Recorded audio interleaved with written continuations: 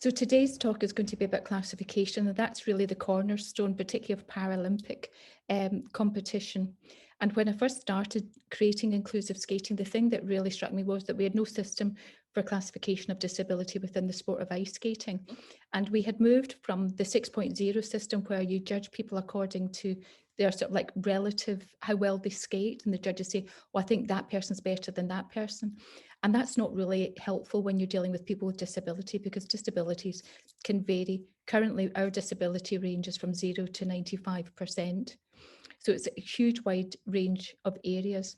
So a lot of trying to achieve inclusion within the sport of ice skating was trying to find a way where you could actually classify people's disability in a sort of sensible way. So the system that I came up with after doing quite a bit of research was this. And it's the Rondinelli Guides to the Evaluation of Permanent Impairment. And they're now in their 6th edition. They've been used traditionally for the evaluation of impairment after an injury, and they're required to be used in the United States and in many countries across the world if you've had a workman's injury, for example.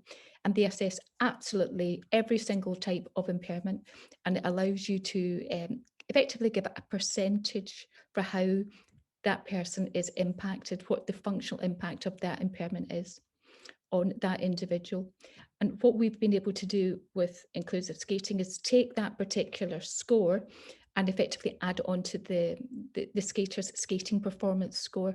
So it takes them from being a person, for example, with cerebral palsy that's maybe got 50% impairment, and you effectively give them 50% of the average person's score for that level of performance, and it allows them to skate with someone that's got no impairment, for example, or for example, someone that's deaf and is given 5%. So that's the key to the whole system. What we're trying to do is create a level playing field that we can include everyone in. And that's how it started. Now, through the years, there's more to classification than just the percentage of the person's impairment. A key thing that we actually do within classification as well is assess what the person's needs are. And that's when we discover to what extent they've got a balance impairment, whether or not they're going to need a particular type of balance frame, whether or not they need someone who's going to be a visual guide, whether or not they've got someone who's going to have to be there to provide like changing facilities in and around the competition event. Because we've got some people that, are like what we would call Class D feeders, so that they've got very high support needs. So when we're setting up competitions for these individuals, you've also got to think about the support environment that is created around that person. And that's all done through classification. So there's quite a lot that goes on in classification, and that information is recorded on our registration platform, and that's what allows us to actually ensure that the person can take part in the event and that they've got adequate support in place. And we do a wide range of things. So this section of the website is devoted to giving people a bit of information about how they access the system. And what I've discovered over the years is that the big thing that people are always concerned about when they're wanting to take part in inclusive skating is whether or not they're disabled enough, or whether or not they've got the right type of disability. Now, that is a problem, particularly with Paralympic sport, because they've got these very narrow classes, and they only, for example, if you want to take part in the sport of curling within the Paralympics, the only way that you can do that is if you've got a certain level of disability and you're in a wheelchair, and then you can take part in wheelchair curling and you can take part in the Paralympics. We don't do that. What we've done over the last 10 years is expand the events and the activities to ensure that absolutely every single person can get included, even if they're in a wheelchair. And whether or not they're not in a wheelchair, doesn't matter what their disability is, we've actually got them included. And no one has got the wrong disability. Everyone is actually included. And people self-refer themselves into inclusive skating.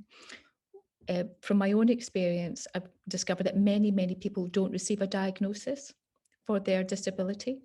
And so they're often concerned that they haven't got a diagnosis, and lots of people don't. And we call it the people that have got multiple disabilities and they've not been diagnosed as SWANs, which is commonly known as syndromes without a name. And there's even an organisation, a parent support organisation for people that are SWANs, because it raises so many issues. And the average person with a genetic condition will receive 5 incorrect diagnoses on the route to getting a diagnosis that is the correct one if they do eventually get a genetic diagnosis. So the journey to using a diagnosis is not a good one to use for classification, and we don't use it. We do not require a diagnosis for people to be classified. What we are interested in is what is the functional impact.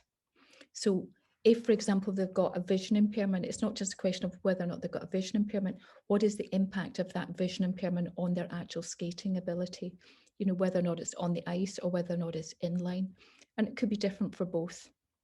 Okay, so everyone is able to take part within inclusive skating and everyone self-refers. There's no entry test.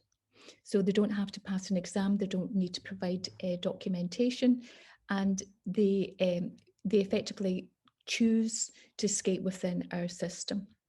Now, we can't guarantee that they're going to get anything added onto their skating score, because what we need to be able to do when we first see them is whether or not there is a minimal impairment for them to get something added onto their skating score. And if there's any doubt about whether or not that's the case, particularly if, for example, they've got a mental or a behavioural problem, they still get to skate in the event and they still get all the support they need, but they would then not get anything added onto their skating score.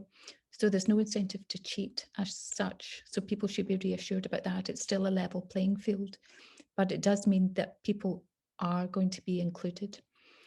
What we do is we do actually spend quite a bit of time watching the skaters and watching them compete, and also importantly how they interact both within practice situations and also how they behave at the event, because what we're trying to do is assess, for example, with the skaters with an intellectual impairment, how they manage the disability, how much support they actually need in practice, and what the real functional impact of that challenge that they have is on their skating and their ability to take part. So it's a functional model. When I first heard it, I didn't understand what a functional system was until I actually realised that the key differences between diagnosis and between functional impact. Okay, so we watch them. We also try to have discussions and meetings, and that can often take place through the registration system, but it could also take place subsequently as well. And the important thing is that during classification, and particularly as it relates to the registration on the platform, is that we need to know what the needs and the challenges are for the skater, because the thing that matters the most to us is whether or not they're safe and that they're going to get adequate protection. So the skaters will be given the impairment compensation, and it will usually take us a good couple of years to be able to come to a final percentage. And we tend to start nearly everyone, once we establish that there is a minimal functional impact, then we'll give them 5% and then watch them, and then gradually you'll discover more and more about what the impact of it is on the actual skater. What we do have is we've been classifying people now for quite a number of years. At the end of the classification handbook, which is the document that you can click on there, we've actually just issued a new one. It's just been updated.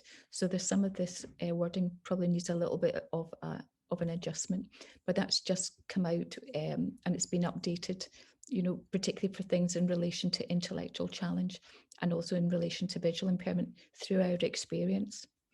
And at the back of that document, we've actually got a list of frequently used classifications that effectively act as a bit of a guide, and it gives people a bit of a flavour as to what they can expect to get for their impairment compensation and what approach that we take. And as I said, beginners are usually given a review classification. It's very important that if skaters do have a meeting, as we usually try to do at least once with the classification team, that they don't send or post anything. We don't want to hold on to medical records because of the data protection requirements. So what we're trying to do with the classification is to extract the information that we need in relation to the impact of the disability or the challenge on the skater to work out what the impairment compensation should be. And effectively, what the classification then comes out with is a field of play decision, which is not something that you can go in and tweak. You know, sometimes in the early years, what we would find is people would come in with a classification and they would then try to get reclassified, to try to get a higher impairment compensation, particularly in the earlier years. And every time you do the classification, it's a bit like starting afresh. So even if you think that you've maybe become a little bit more impaired, something else might have improved, or someone may come to a different decision if you've got a different classification panel. And some of the people that in the past have actually come to try to get reclassified to try to increase their impairment compensation actually got less. So it's something just to sort of like bear in mind. We're not encouraging people to come in unless there is a significant change and it's really going to either positively increase, and they've also got to tell us if things have actually got better. And if we see that things have got better functionally, and which can happen quite a lot, you know, particularly if you've got some juvenile conditions. You know, for example, there's a juvenile hip condition. There was a little girl from the north of Scotland who had done very well in the Commonwealth Games, and then she wasn't allowed to take part in the Paralympics because the juvenile hip condition had resolved itself, so she no longer met the Paralympic criteria. In our case, she may well have some residual problem, but her percentage may well then reduce if the juvenile condition does improve. So the percentage can go both up and it can also go down. Okay.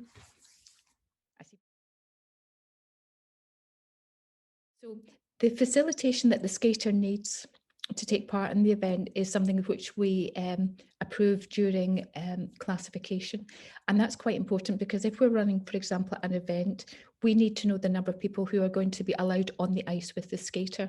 So people can't just waltz up at the event and then sort of like get their skates on and just turn up and get on the ice and think, oh, you know, I've got an inclusive skater and I'm their coach, so I get to go on the ice. No, they don't, because we need to know and manage the number of skaters on the ice. And if the skater is completely independent and doesn't actually need that facilitation, then they're not going to get that form of facilitation. It's got to be approved within the classification process. And it may perfectly well be the case that the coach may be allowed to guide the skater if they've got a visual impairment, or in the case of cerebral palsy, sometimes we've set up systems. So for example, with some of the cerebral palsy skaters that, you know, use a frame, they might come onto the ice with their wheelchair on.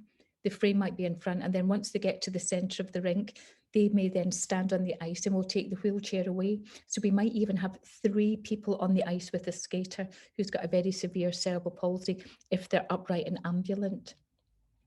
And then that might be what they need to take part in the event, and that's absolutely fine. That would be approved in classification.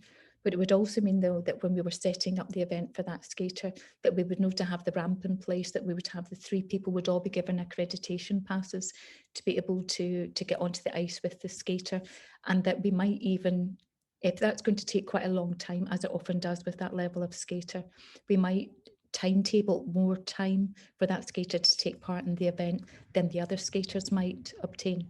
So it's quite important information for us to manage if we're actually allowing that number of people to take part on the ice. And people don't have an automatic right to get onto the ice at competition. It's got to be approved within the classification process. Okay. If skaters don't have an impairment compensation added on to their score, then they're what's known as, we call them unified skaters. And there's 2 types of unified skaters. There's what we call unified unclassified and unified classified.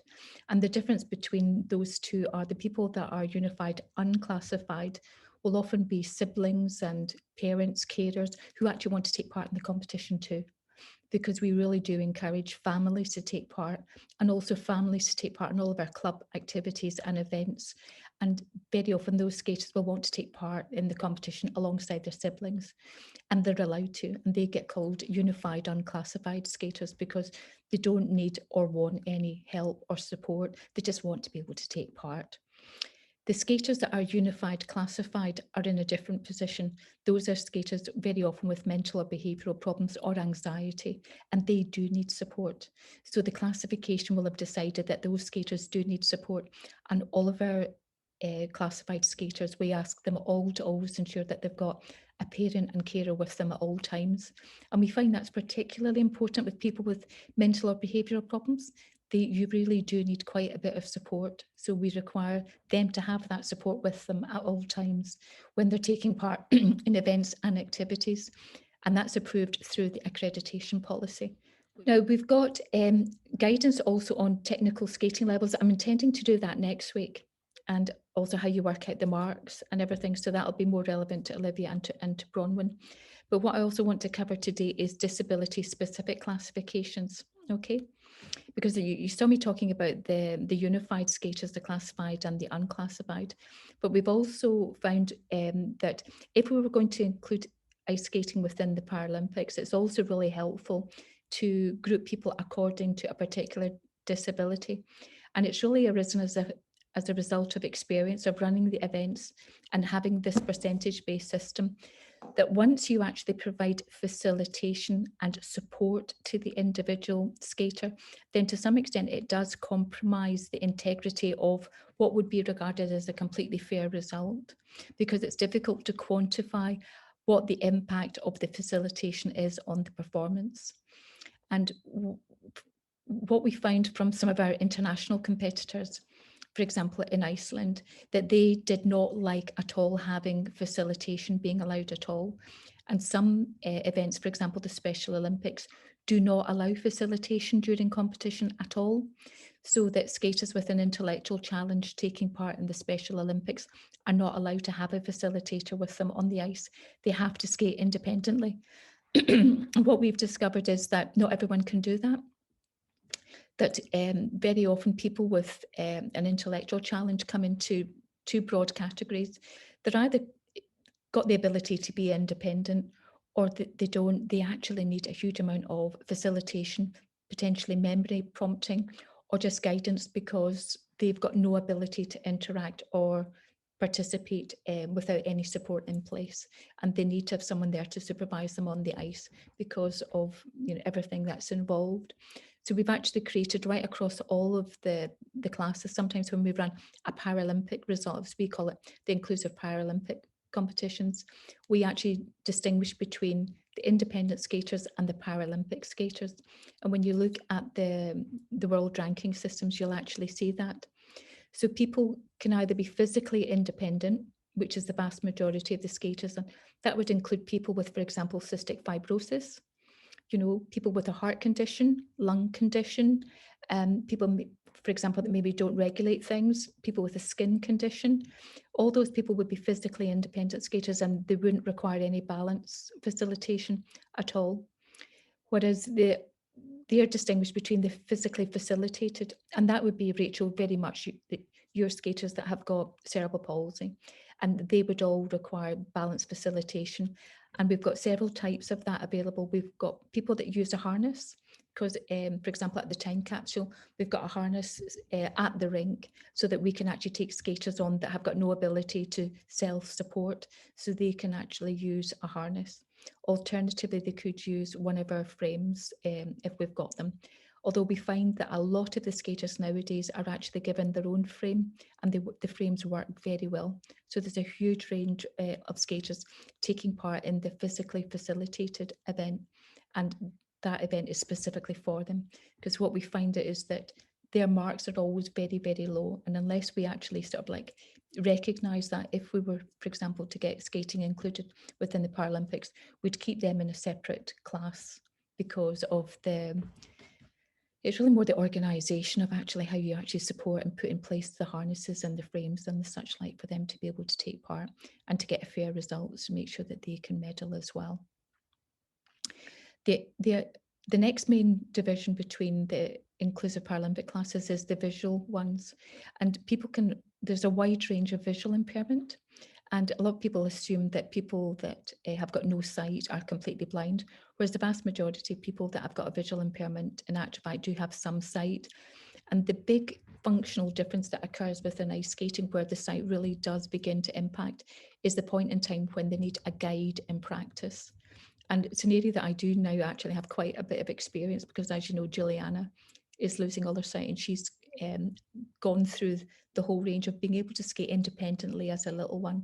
And then as the progressive sight loss has taken its hold, you can actually see the impact of that.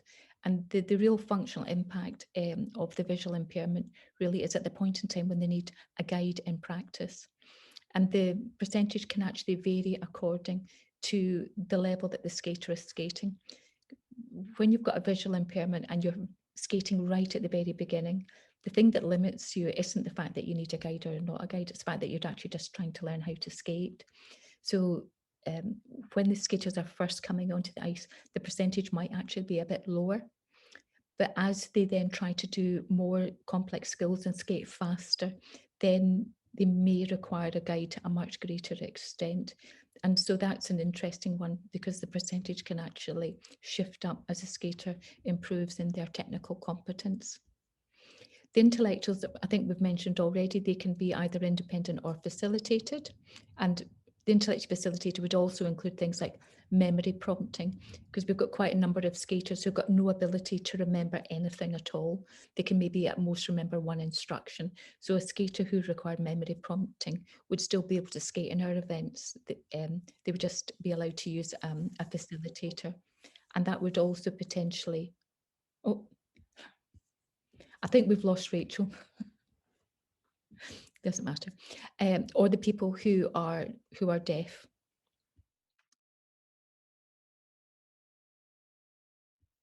Right. So that's the classification handbook that's also referred to here, and that gives you what the purpose is behind the classification handbook. It defines whether or not the skater has an impairment. It establishes whether or not the impairment leads to a competitive disadvantage in the sport of ice skating. And it tells you how much you're going to compensate the individual for the disadvantage caused by the impairment, and decide what the whole person impairment is. It gives guidance on the technical level for participation in skating, and it defines what facilitation, if any, the skater needs whilst they're competing. So it does quite a lot, and it is very much focused on the competition aspects of the sport, not the day-to-day activities.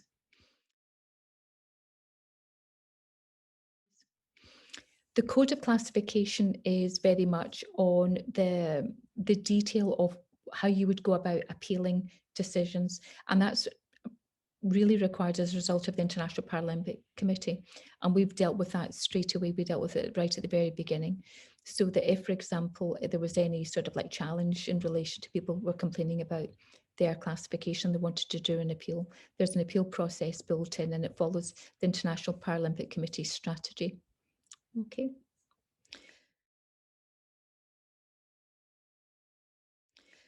What we've also got on this page is frequently asked questions about people ask about classification, which you can read at your leisure. Okay. So that gives, and what this also does is gives you a couple of examples of what types of facilitation would actually be involved.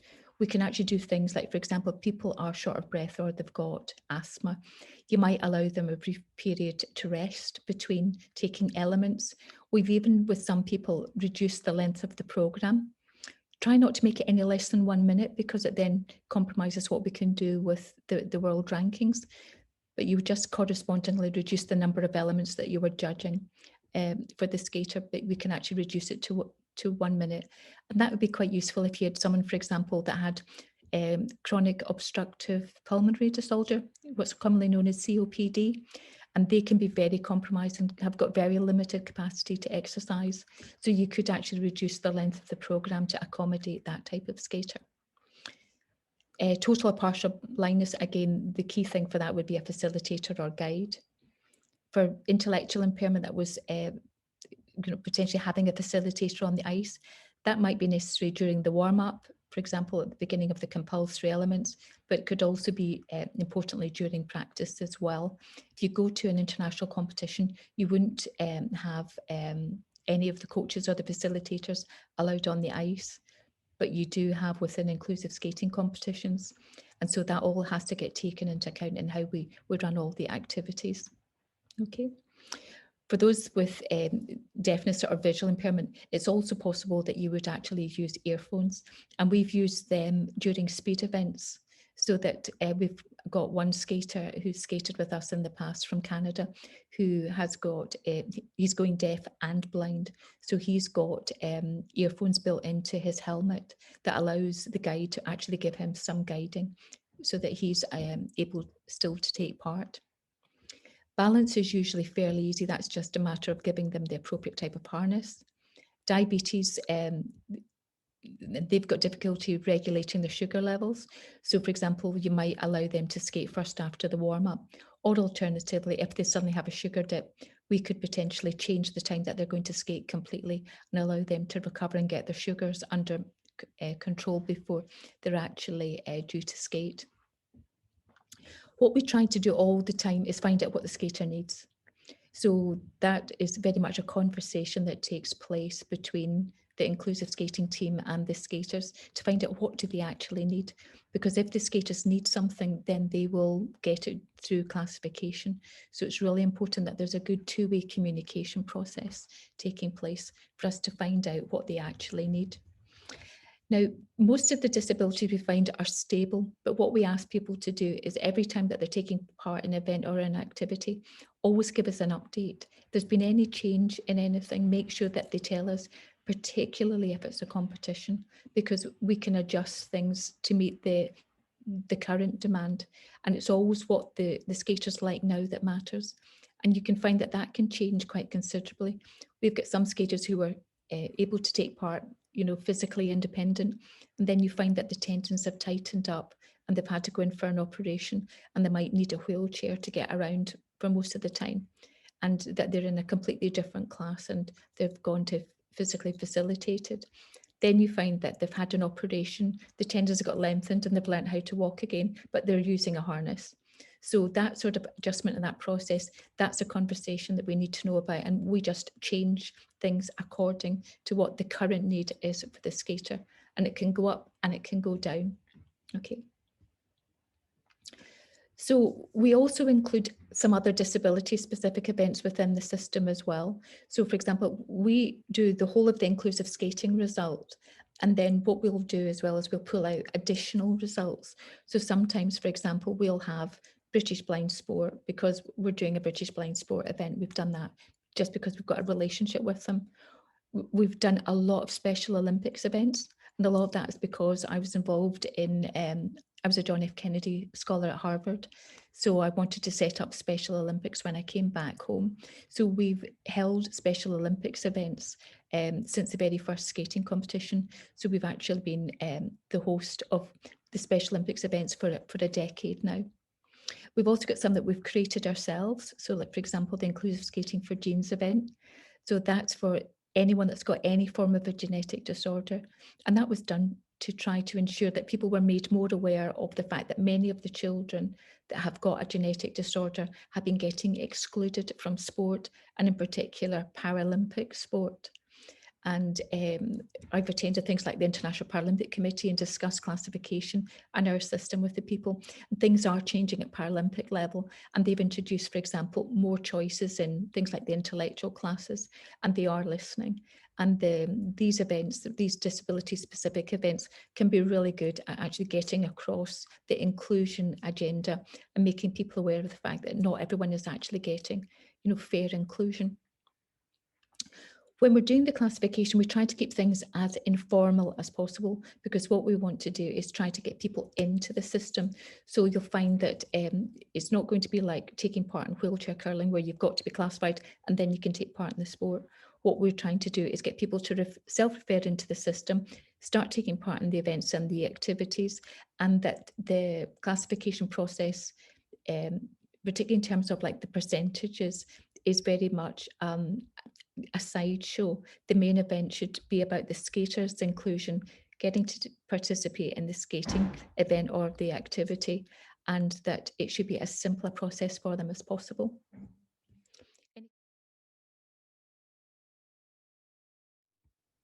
To this, yeah, good. Now this is the classification handbook. So what I've done is I've actually gone to the back table. It's on page 45 of the current classification handbook. And this gives you an idea of the different types of percentages that skaters can get. And these are very commonly used classifications that we've used in the past with typical individuals. And it would mean, say, for example, you were running a small club event or activity and you didn't want a formal classification, you could actually even use these on an informal basis with the people within your club or your activity to work out what to give and to make the competition fair if you wanted them to be able to take part. Okay. So if the person, for example, had, and these are all based, as I said, on the, can you see that? The Rondinelli guides. So these aren't figures that we've picked out of thin air, they're actually come from the Rondinelli guides themselves.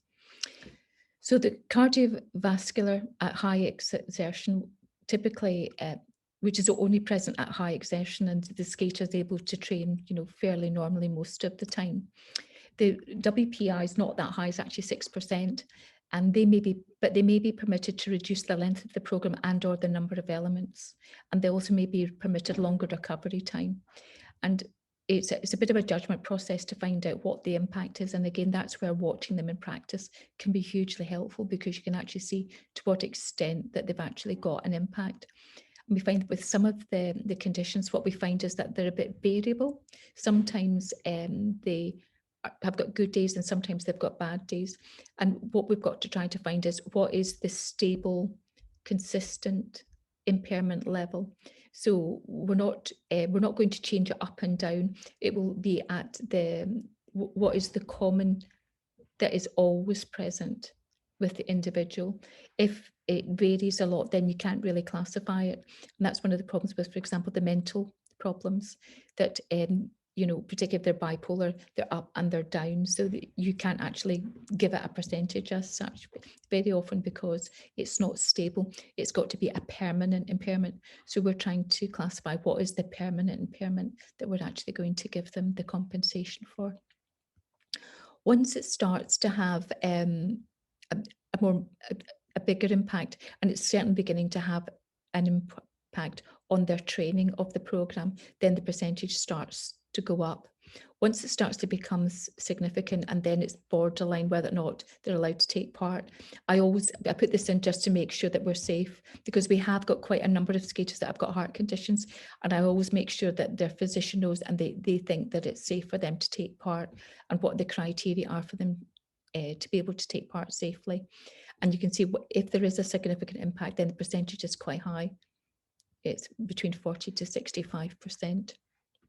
And that's very similar to when you're dealing with pulmonary problems. If it's mild asthma, then again, it might be manageable with an inhaler, and they might be able to manage with reduced length of programs or longer recovery times. And over the years, I've coached skaters with asthma, and one of the biggest problems that many of them have is that they do the warm up, and then if they've got to skate first after the warm up, their heart rate may be too high and they might just not be recovered enough to be able to take part.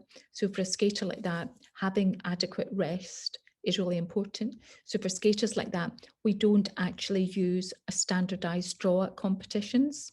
What we will do is we will take that skater out of the draw, and then they'll go to the end to make sure that they've got full recovery time so that they can take part. Okay, so we're not always dealing with inclusive skating with the fairest system. What we're dealing with is the most inclusive system. Okay.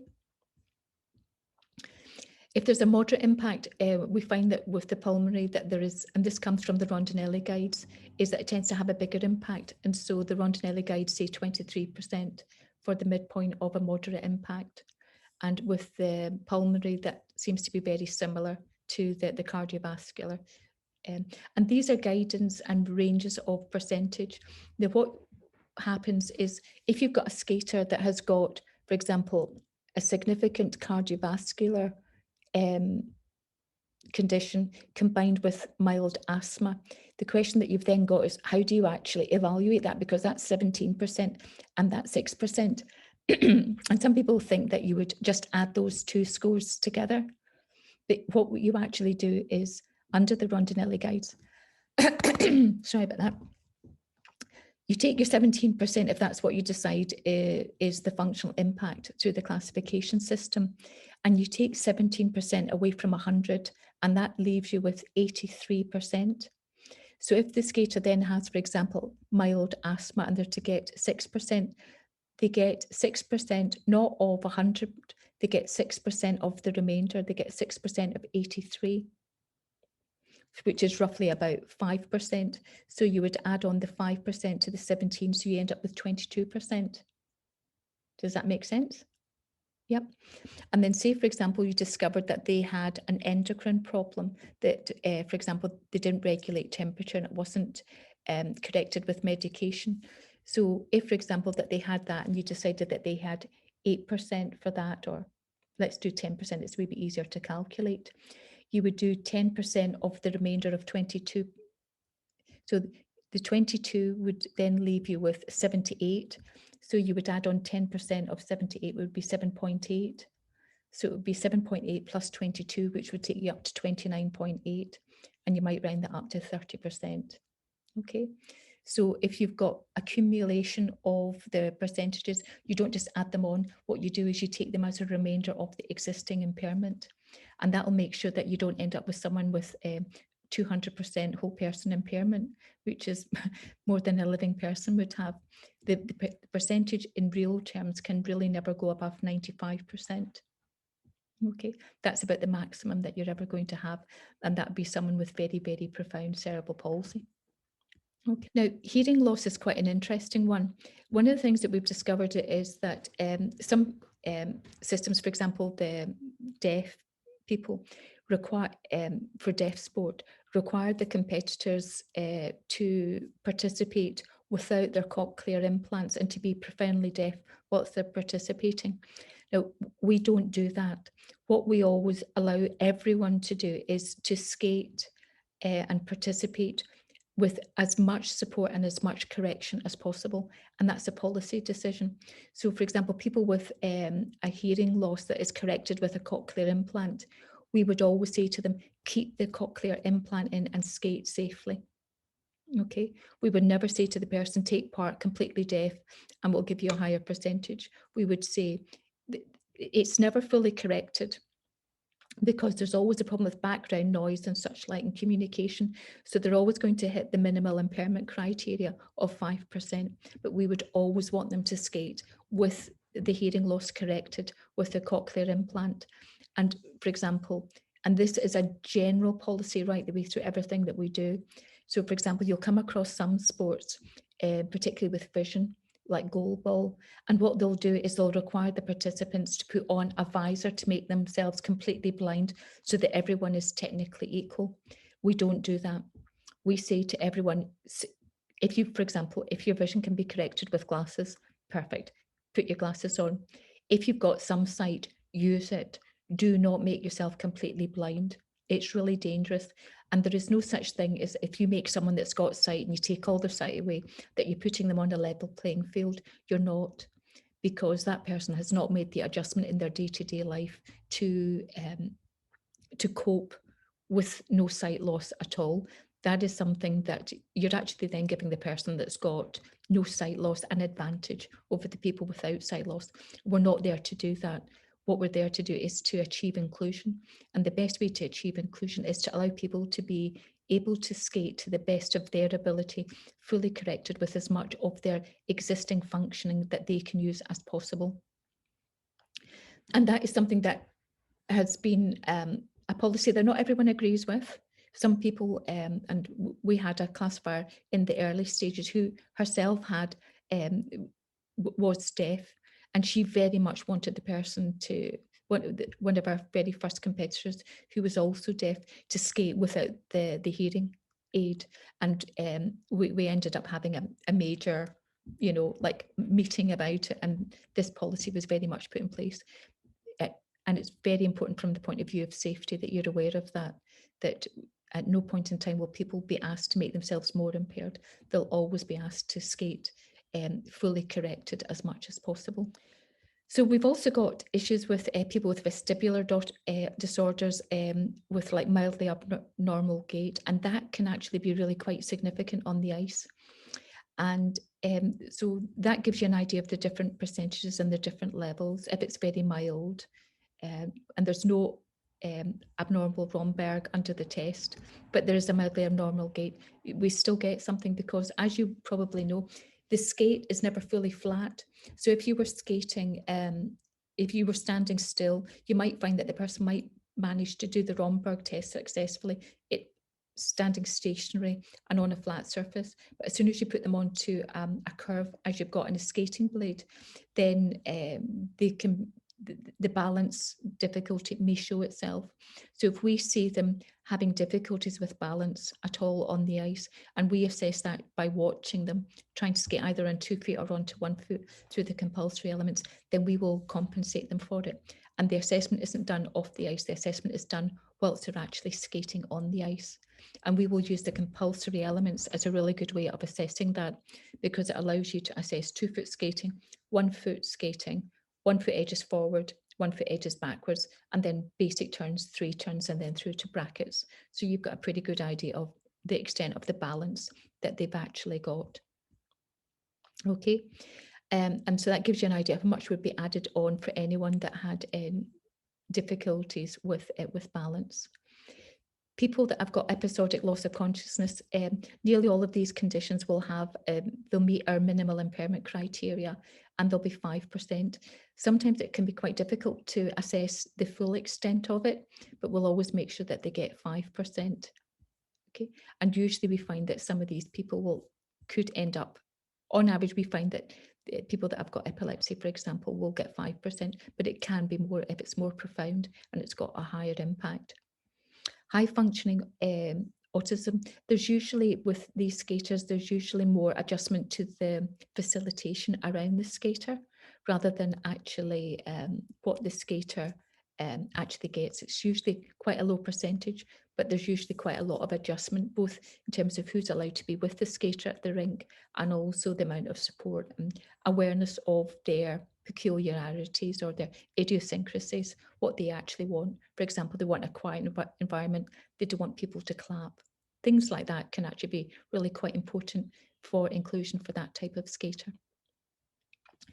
For intellectual impairment, this has been a really interesting one over the years. There's 3 broad categories where we assess their activities of daily life. And broadly speaking, they're either mild, moderate or severe, and that gives you the percentage. But what we found through practice of assessing these skaters is that they were being what we would call underclassified, because they tended to come out with quite a low percentage. And when you compared how they were achieving within the skating results with the other skaters, they were coming off less well than they should be. And what we've identified is that the key thing that seems to be the biggest problem with these skaters is the impact of the central nervous system on their impaired station and gait. And they've usually got difficulties with balance. There's a slowness in the way that the signal is going through from the brain into the body for them to be able to adjust for balance.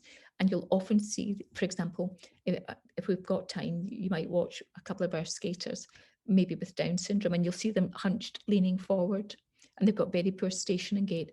And that's them trying to compensate for this poor central nervous system and the ability to actually to manage their balance and hold themselves properly on the skate at the same time as actually skating on edges. And a lot of those skaters will not move from 2 foot skating.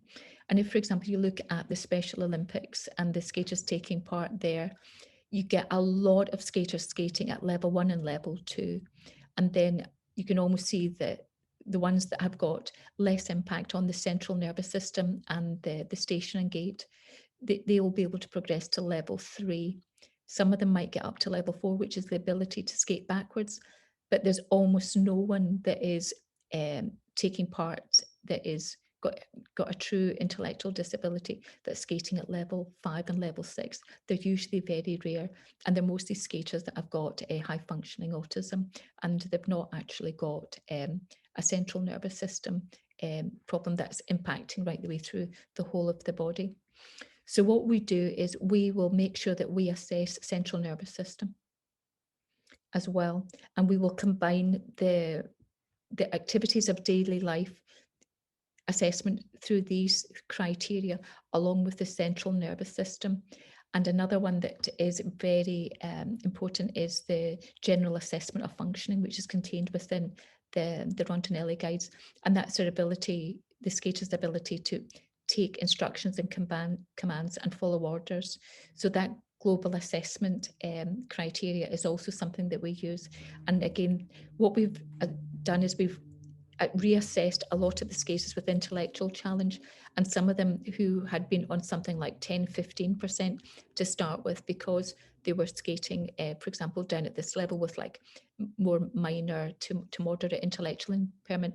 Once you added on the central nervous impact of station and gait and global assessment, they've ended up closer to 50%.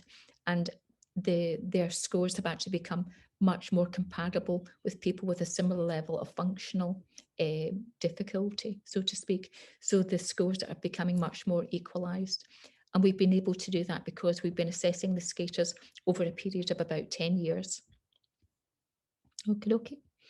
So skaters with Down syndrome at 19% in our system now are quite rare. We're finding that far more of them are actually somewhere around about 43% and even up to 50% if they've got problems with global assessment and they've got poor mood and behavioural problems. Okay. Skaters with the loss of a lower arm, so these are the people that are, for want of a better word, have got bits missing or parts of the body aren't functioning. It is actually quite a significant loss because it can affect things like the ability to rotate on the ice. And we've had skaters taking part who have actually lost lower parts of the arm. And the biggest impact of that can be on them, particularly as they skate at a higher level, of doing rotational position in the air. And what we've discovered is that the skaters, when they are trying to rotate, there's almost like a drag for the weight of the arm and the imbalancing impact of the loss of the lower limb and their ability to control it. And under the Rondinelli guides, that's about 15%. We've got quite a number of skaters over the years who have got a form of hemiplegia. We've got a couple of skaters who've got a form of hemiplegia, but it's been as a result of, for example, a stroke. And we've seen some very clever things that the skaters do to adapt to being able to cope with the challenge. So, for example, we've seen skaters going into spins if they've got a weakness on the right side, and they would normally go into spin by doing a right back inside edge and then stepping forward into a spin. And what you'll actually see if you look closely is that they actually skate a left back outside edge, do a quick change of the feet onto the right foot, and then step into the spin. And I can actually show you that on a video if you're ever wanting to see that. The little skater in question is Vilma Mellegard, who has got this fantastic technique for getting into spins. And unless you actually knew what you were looking for, you would completely miss it.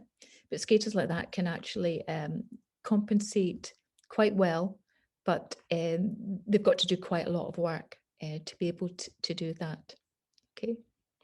And again, that there can often be like wider issues. So you've got to assess, particularly if it's a stroke type situation, how many things are actually included within the particular challenge. It might not just be a hemiplegia. There might be other things that you're actually going to be compensating for.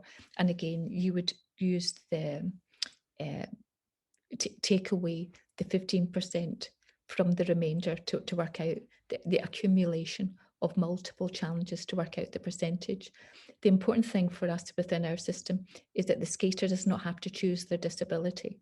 We take all the challenges that the skaters have and they all get accumulated so that they actually end up with a single percentage that they can skate at. And as they progress up through the system, the same percentage will be added on to every single level that they skate at. So, for example, they will start at level 1. So there's an average score for a level 1 skater.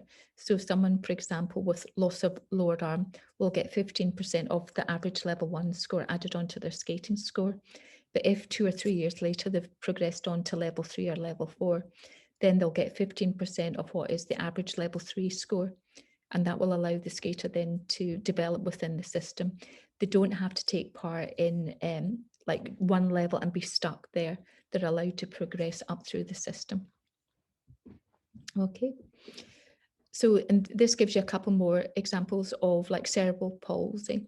So a skater who's semi-ambulant, but is really can only walk indoors. On average, they will end up being around about 77.5%. A skater that's completely wheelchair bound, 94%, and we've got quite a few of them actually over the years. Scoliosis, skater can skate independently, but very often got a spinal rod, 16% added onto their skating score. And then here's a couple of the different types of syndromes that are, dare I say it, fairly common. Clipperfell, 23%, Golden Haar, 32, Fragile X, 28, Bardi Beetle, 63, total loss of vision in both eyes. Little Taylor Richardson had that, and he's at 85%. Loss of sight in one eye. Now, if this was the Paralympics, they don't allow that to be a visual impairment. So you're excluded from blind sport if you've got lost sight in one eye. But we think that there is an impact, there is a minimal impairment established, and so that we give the minimum impairment of 5%. So we would include people who've lost vision in one eye. And if you have a look at our classification handbook, it gives a bit more information about how to assess vision loss. Now, what I'd like to do now is take you to so here's a couple of the examples of how people find out what their impairment compensation is. Because one of the things that happened at the very beginning when we started this is that the percentage was present and it could be identified in the results, but it was quite difficult to work out. And so what we try to do now is we try to give the skaters information, and it also then means that people can challenge us about whether or not they're actually getting the right amount, because they can see where they are and they can compare it to everyone else. And so what we do is we also give, and it's contained within this column here, the WPI is the whole person impairment. And what we also do is we give the International Paralympic class. So that is very helpful because it will also give us a bit of an alert as to whether or not the person is independent and whether or not we're going to have extra people on the ice when we're running competitions, and whether or not the person's unified. So they could be unified classified and they've got to have a person there with them, or they could be unified unclassified. And so we're not looking at additional people. So it can be really very helpful information for us when we're running the events. So the important column is this one here for classification purposes. And we tend to review this usually on a yearly basis, but it can also be reviewed within the event and after the events as well. So Briggs and the VI, so that VI is visually independent. So that person's got 20% added onto the skating score, and they're now skating at level 5. Danielle Fennell was a skater who had the cochlear implants, and she's on 5%, and she can skate in both classes of the physically independent or the deaf. So if, for example, we were running an event with deaf sport, we could actually pull out a separate result. And we do that sometimes. We might actually have them in both classes so that they might actually get a deaf result and the physically independent result as well. Skaters who, if you've ever taken part in inclusive skating and you have been classified in the past, then we will almost always keep you as a classified skater and keep it under review. Because if there's been an impairment in the past, even if it's been a childhood condition and it's resolved. Well, thanks very much for taking part. I'm going to stop that recording now.